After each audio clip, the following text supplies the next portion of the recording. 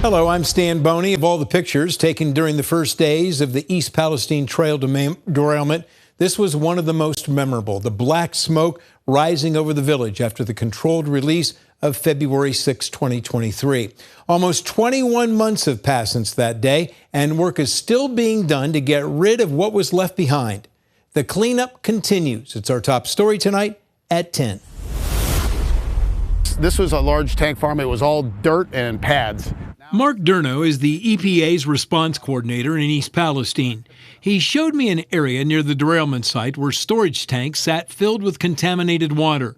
The site has been cleaned up and grass planted. These lands have all been sampled at the surface and at depth to make sure that there were no hazardous material spills here. Around the derailment site itself, large pieces of machinery can still be seen, indicating the cleanup is continuing.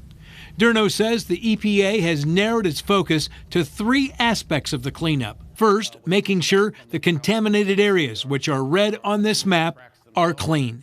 Underneath the areas where the empty or burned out tank cars were scrapped out, and the impacted ditches and some of the impacted land next to the ditches were cleaned up. Those are all getting reassessed to make sure we didn't miss any contamination. Second, making sure the contamination in Sulphur and Leslie runs is gone. And third, restoring the derailment site itself. The old car scrapping areas where the contaminated, burned up tank cars were processed, all that excavation was done. We verified it's clean. After all that's finished, the EPA's emergency response effort will be done, and the long-range team will take over. If a judge approves a plan with Norfolk Southern for the next 20 years, there will be health monitoring, while groundwater, private wells, and surface water will be monitored for 10 years. Last year, we talked about, will we be doing this for years or decades? Well, we're in the decades category.